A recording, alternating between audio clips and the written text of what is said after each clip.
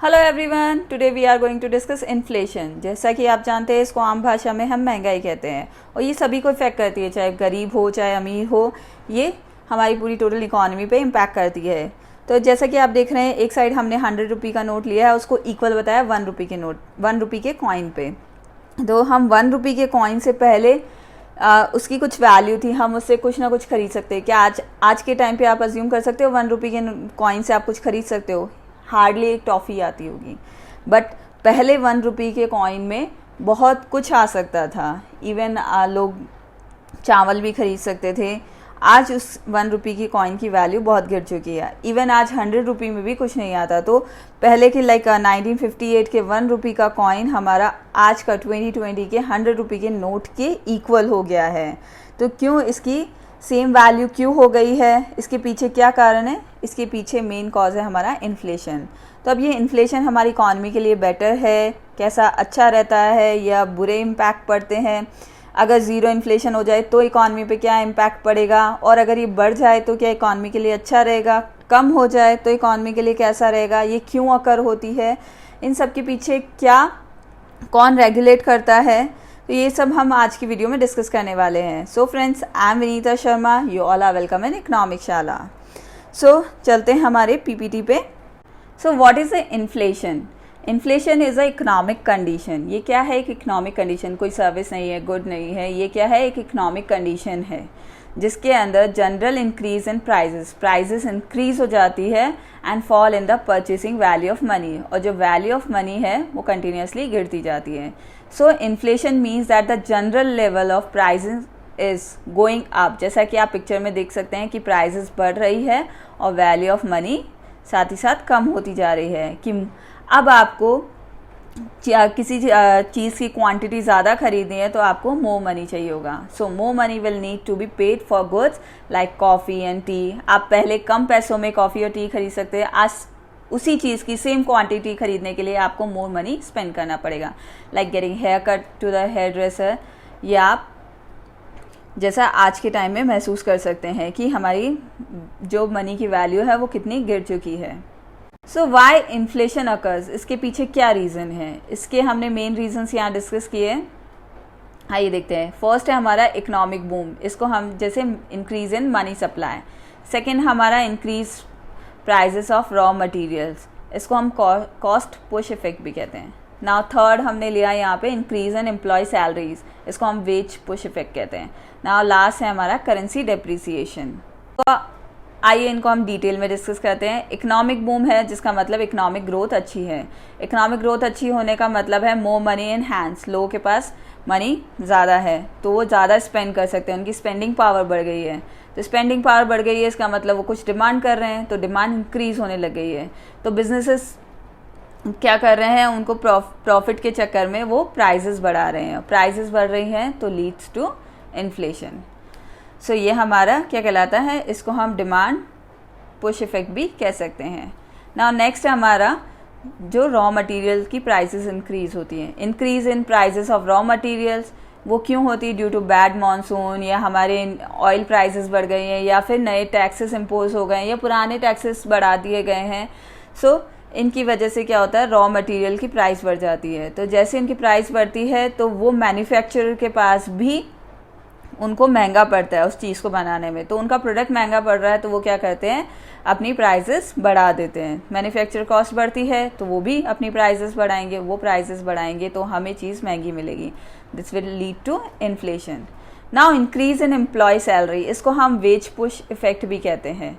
जैसे ही इंक्रीज करते हैं एम्प्लॉय सैलरी को तो अब वेजेस इंक्रीज होंगे, तो प्रोडक्टिविटी ऑफ लेबर तो सेम ही है, उसकी प्रोडक्टिविटी कोई चेंज नहीं हुई है। बस जो वेज यूनियन और ये होती है वो प्राइजेस कम नहीं होने देती, ना लेबर को निकालने देती हैं। तो उनकी प्रोडक्टिविटी सेम है, अब वेजेस बढ़ गए हैं तो वो प्रोडक्ट की उनको कंपनीज़ को प्रॉफिट कैसे होगा? कंपनीज प्रॉफिट बढ़ाने के लिए क्या करेगी? प्राइस ऑफ प्रोडक्ट इंक्रीज़ कर देगी। तो उनके तभी उनके जो प्रोडक्ट्स है उनको उनके ऊपर प्रॉफिट मिलेगा। तो ये क्या करेगी? ये ट्रिगर करेगी इन्फ्लेशन को।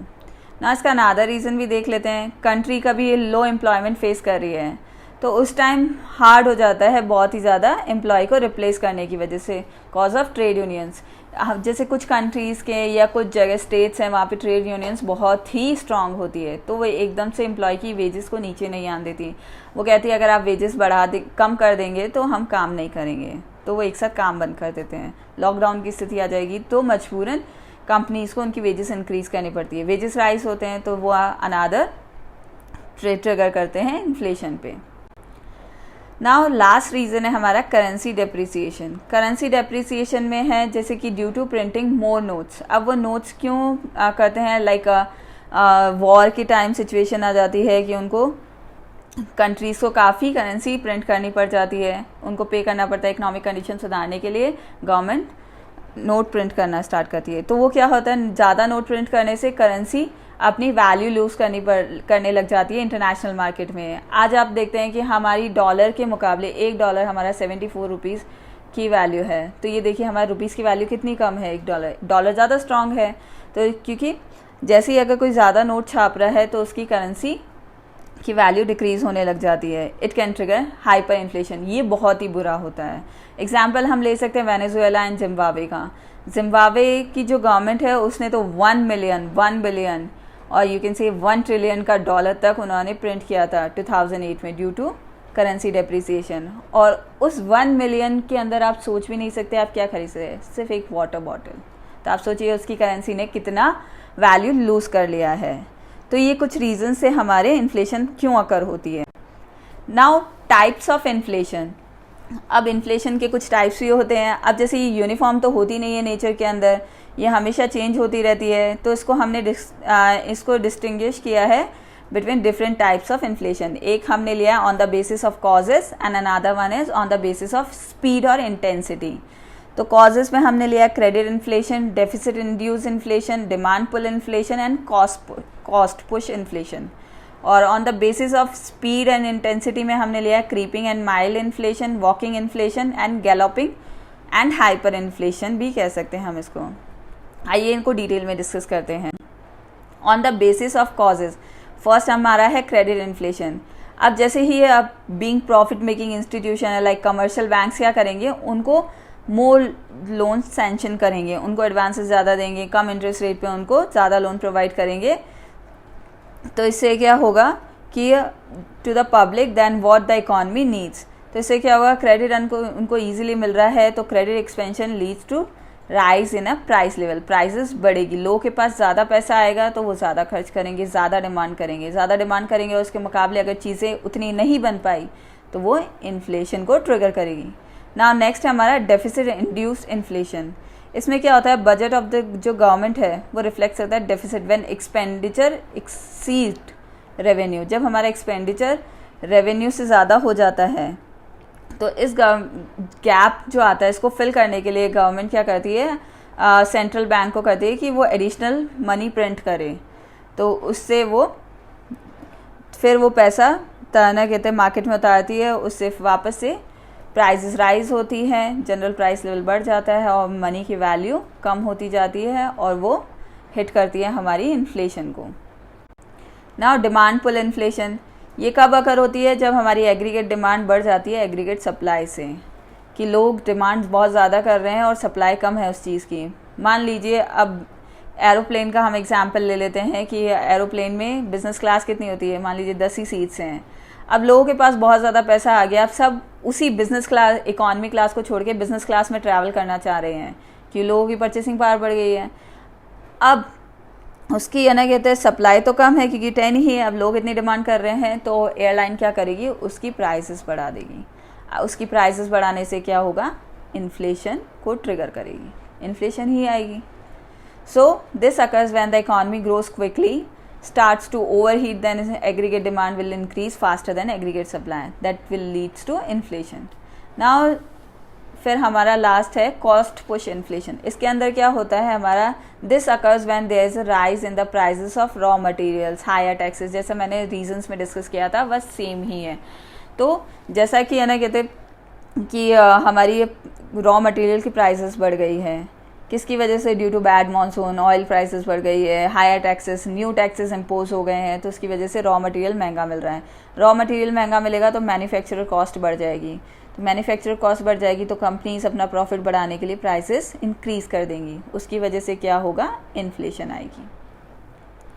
Now on the basis of speed और इंटेंसिटी, अब स्पीड के और इंटेंसिटी पे भी हमने इसको डिफाइन किया है। फर्स्ट है हमारा क्रीपिंग इन्फ्लेशन।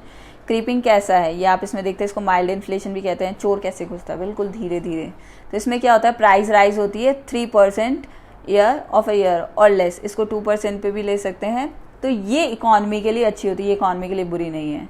देन सेकेंड है हमारा वॉकिंग इन्फ्लेशन।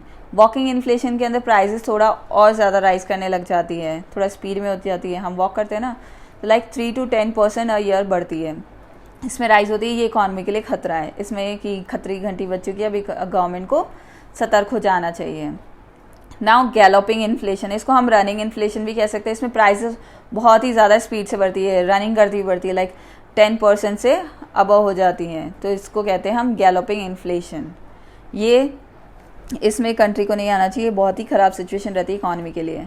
और हाइपर इन्फ्लेशन तो हम अज्यूम ही नहीं कर सकते, जैसा कि वेनेजुएला और जिम्बाब्वे फेस कर रहे हैं अभी। इसमें प्राइसेस बढ़ जाती है मोर देन 50% अ ईयर, तो इसको हम हाइपर इन्फ्लेशन कहते हैं। ये अपने आप में इतना बड़ा टॉपिक है, हम इसको अनदर वीडियो में डिस्कस करेंगे डिटेल के अंदर। लेकिन आपको ये समझ लेना चाहिए, ये बहुत ही बुरी सिचुएशन होती है, इसके अंदर बहुत ही हाई स्पीड होती है, ये इकॉनमी को पूरा बर्बाद कर सकती है। अब आप सोच रहे होंगे कि जब ये इतनी ही बुरी है तो इट इन्फ्लेशन नेसेसरी, क्या ये ज़रूरी है हमारी इकॉनमी के लिए? और what will happen if there was no inflation और ज़ीरो इन्फ्लेशन? अगर हमारी इकॉनमी में बिल्कुल ज़ीरो इन्फ्लेशन होगी तो क्या होगा?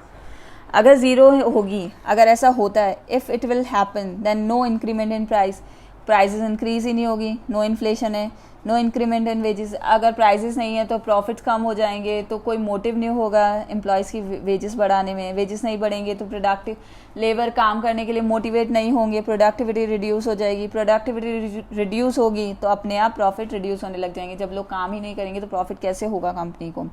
बिजनेस स्टार्ट मेकिंग लॉसेस, और उसका लास्ट क्या होगा, अनएम्प्लॉयमेंट। तो इसीलिए हमारे लिए इन्फ्लेशन ज़रूरी है, 0% इन्फ्लेशन बुरा है।